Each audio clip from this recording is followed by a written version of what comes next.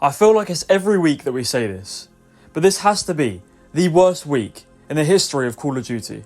I'm not even talking about the mess that is Modern Warfare 2 and the recent COD games. I'm talking about games that released 5 or 10 plus years ago.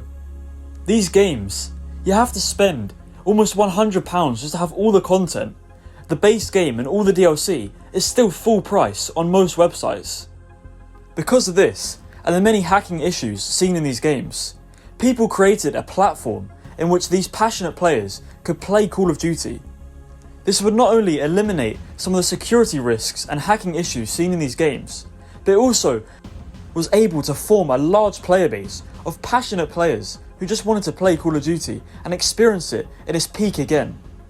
Over the last 5 years, these projects were able to bring classics like the original Modern Warfare 2 or BO3 into a modern standard.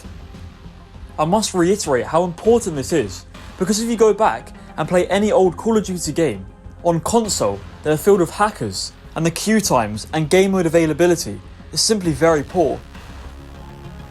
And if you're even thinking of playing on PC, just don't even try on the normal version of the game, because on BO3 for example, your entire PC can be taken over. There are huge security risks that are taken on by just loading up these games. These games that once had hundreds of thousands of players.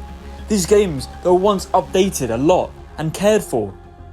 Well, they now put all your security at risk. And this is a huge problem, and Activision has failed to do anything about it. Hence why the mods that I mentioned at the start of this video were created in the first place. People were able to enjoy these projects for years, and the developers continued to update them. And despite not making any money, they made it their goal to bring back old school Call of Duty in the safest way possible. Recently, it would seem that the popularity of these projects reached an all-time high. With big YouTubers making videos on these topics, it would encourage other people to give it a try themselves and finally experience Call of Duty from 10 years ago all over again. But as the old saying goes, once you reach the top, the only way is down. And with Activision in the mix, that's almost a guarantee. About a week ago today, the popular project that was gaining a lot of traction, SM2, was shut down by Activision. This was a project by loyal fans of the franchise who wanted to bring an experience of all the old COD games together and create one unified game, just like the Master Chief Collection for Halo, which Call of Duty has never done, and they've never made any inclination that they will go down that path. So these developers just wanted to bring that experience to the fan base that wants it, the thousands and thousands of people who want all these games on one platform. But right as the hype was building around the project, Activision shut it down. The developers weren't making any money from the project. It was just pure passion, to bring something for the community to love. But instead, Activision have to ruin it once again. Not only do they ruin every new game every year with skill-based matchmaking and poor content, and now this game, which let's face it, Activision would never make because it simply will not make them as much money as them putting a battle pass in their new game or putting low effort bundles and item shops in their game. And even if they did remaster some old games nowadays, they would still find a way to mess it up or put skill-based matchmaking in it or do something to ruin that old experience that just fans want. And yes, I am well aware that legally they are in the right. They can technically do this, but morally, this is just wrong.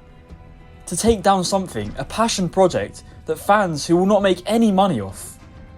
To me it shows insecurity. To me it shows Activision's true colours. It shows that they know, obviously they know, that COD is not in the state that it should be in. And they know that these fans of the game who are putting together their own product using Activision's previous work will be able to put a better game out than the upcoming COD game, Modern Warfare 3. How's about instead, you work with the SM2 developers, and why don't you create an experience that fans would like? These developers would love the opportunity, I'm sure, to take on the work for you, and put out the same project and put it under your name instead. You make money, and these developers get to make the project that they wanted, and the fans get what they wanted. Everyone wins, but Activision simply don't see it that way. They see it as someone who's going to take their crown. someone who's going to put out something better than them, and instead they're going to take it down. All of this was bad, don't get me wrong, but just a few days later, the popular project XLABS, which people have been using for years now to run Black Ops 3 safely and play multiplayer safely, has now also been shut down, and this is a huge issue. If you were to load up the normal version of BO3 on your PC currently and try to load into a multiplayer game, you are at huge risk of not only losing your personal information to random people and random hackers online, you're also at a huge risk of your entire PC being taken over by a random hacker.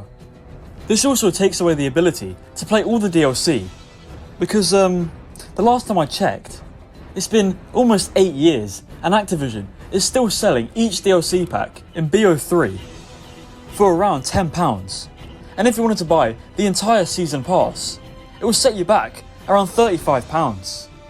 This doesn't just go for games like BO3, this is every single old Call of Duty game which these platforms, which these passionate people created, allow you to bypass that paywall and allow you to finally experience the entire game without it costing you an extra £35. If you really wanted to buy the DLC for a game like BO3, a game that is almost 8 years old, you're not only spending ridiculous amounts of money, you're also running that risk of losing all your personal information and also getting your PC hacked. Is this really worth it? Just to play some old Call of Duty maps that in reality could have just been played on a platform made by fans for the fans? I mean, seriously, how out of touch are Activision? These guys have stated in the past that they don't make a profit from these projects. In fact, sometimes they make a loss. They rely on donations from the fans who want to play these projects in order to run the servers. But Activision just don't see that.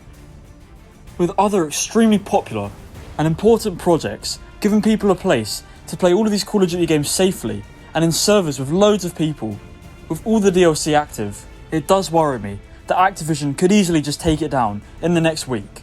And with how good the Plutonium project is, I can see that happening at any point. We as a community must not accept Activision and their actions. Even if it is legally allowed, it's not morally right, and they are literally destroying the community.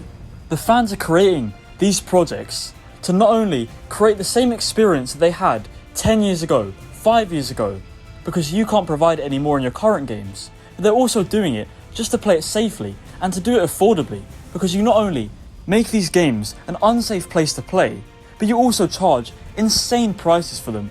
In the current day, the Call of Duty community is in pieces at the moment, and this needs to be stopped.